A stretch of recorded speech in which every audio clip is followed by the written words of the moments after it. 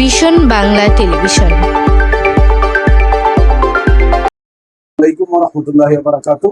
আমি এস.এম. ইকবাল হোসেন বাদল, সাবেক সহসাংগঠনিক সম্পাদক, বাংলাদেশ জাতীয়তাবাদী স্বেচ্ছাসেবক দল, কেন্দ্রীয় সংসদ, গাজীপুর মহানগর বিএনপি নেতা ও দেশনায়ক প্রধানমন্ত্রী কর্তৃক প্রদত্ত আমাদের সারা দেশব্যাপী সদস্য সংগ্রহ ও নবায়ন কমিটির সদস্য, টিম প্রধান, ময়মনসিংহ দক্ষিণ জেলা।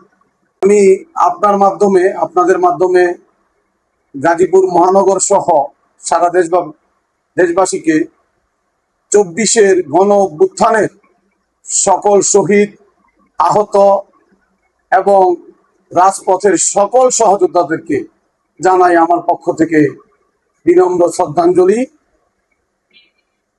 এই আন্দোলন ছিল আপামর জনসাধারণের আন্দোলন।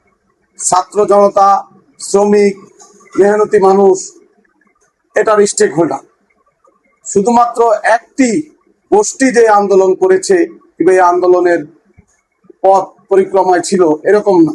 এই আন্দোলনটি ছিল আমাদের সকল নির্যাতিত, নিপীড়িত, বৈষম্যের শিকার আমরা যারা ছিলাম প্রত্যেকের আন্দোলন।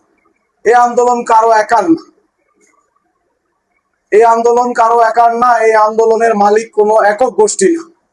এই আন্দোলন কেউ যদি একা দাবি করে, এই আন্দোলন একা দাবি করার কারণে এখন দেশ অনেকটা পিছিয়ে পড়ার দিকে যাচ্ছে, অনেক ভুলের ঘটনা ঘটতেছে। শুধুমাত্র একটি বিশেষ গোষ্ঠী এই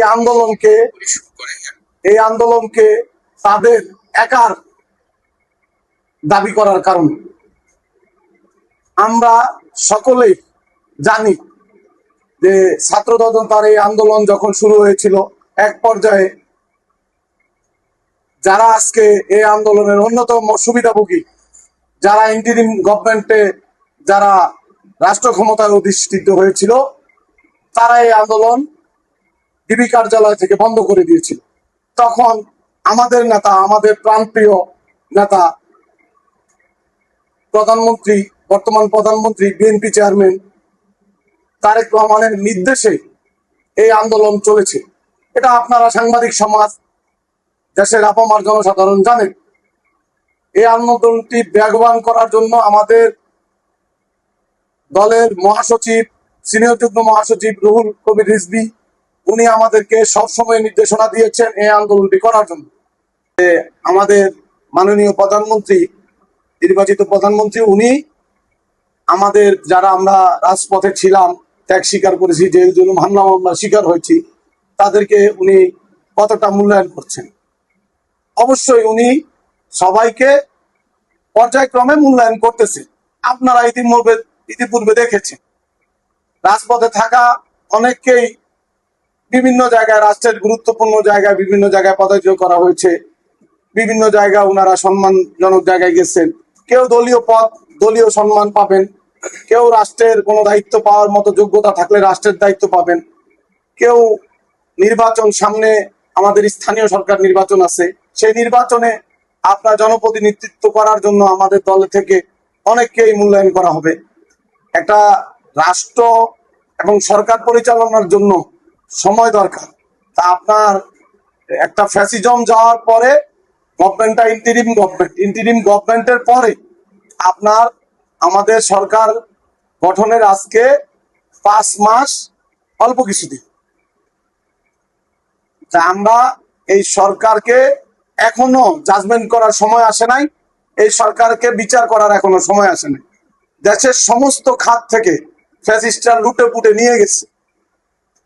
এখন সেই সব খাতগুলাকে আপনার উন্নত করার জন্য, সেই সব খাতে যেসব ল্যাকিংস আছে, যে ঘটনাগুলো আছে, সেইটা থেকে দেশের অর্থ পাচার হয়ে গেছে, লুটপাট হয়েছে। সেই জায়গা থেকে আপনার এই রাষ্ট্রকে আপনার চলমান অবস্থায় আনতে যায় আমার নেতা, আমার প্রিয় নেতা মাননীয় প্রধানমন্ত্রী তারেক রহমান যথেষ্ট চেষ্টা করতেছেন। প্রধানমন্ত্রী বলেছেন, নির্দেশ দিয়েছেন যে তৃণমূল পর্যায়ে মিছিল শেষ পর্যন্ত যে ছেলেটি রয়েছে তার মূল্যায়ন করার জন্য। তো আপনারা যারা আছেন তো আসলে এলাকার যারা সংসদ সদস্য আছে এবং জেলা পর্যায়ে যে নেতা রয়েছে তারা কি আপনাদের কি মূল্যায়ন করছে কিনা এবং ত্যাগী এবং তৃণমূল নেতা কর্মীদের মূল্যায়ন করছে কিনা? আসলে ত্যাগী এবং তৃণমূল পর্যায়ের নেতা কর্মীদেরকে আমাদের প্রধানমন্ত্রী, বিএনপি চেয়ারম্যান উনি মূল্যায়ন করার কথা দিয়েছেন, মূল্যায়ন করবেন। আমি এখনো আশাবাদী উনি মূল্যায়ন করবেন। এখন আমরা যারা আছি আমাদের সাংগঠনিক মূল্যায়ন দরকার, আমাদের বিভিন্ন পর্যায়ে মূল্যায়ন দরকার। এখন মূল্যায়নটা উনি রাষ্ট্র পরিচালনার সাথে সাথে দল পরিচালনা করতেছেন। এখন আপনারা দেখতেছেন ফ্যাসিজম শক্তির সাথে আপনার ৭১-এর পরাজিত শক্তি দেশকে অস্থিতিশীল করার একটা মানে প্রক্রিয়া চলতেছে। এই অবস্থায় সবাই সঠিকভাবে মূল্যায়ন পাচ্ছি না এরকম না, কোনো কোনো ক্ষেত্রে হয়তো কিছু মানে অনেকে গরমিল হচ্ছে, কিন্তু তারপরেও আমরা মনে করি যে শহীদ রাষ্ট্রপতি জিয়াউর রহমানের গড়া দল, শহীদ রাষ্ট্রপতি জিয়াউর রহমানের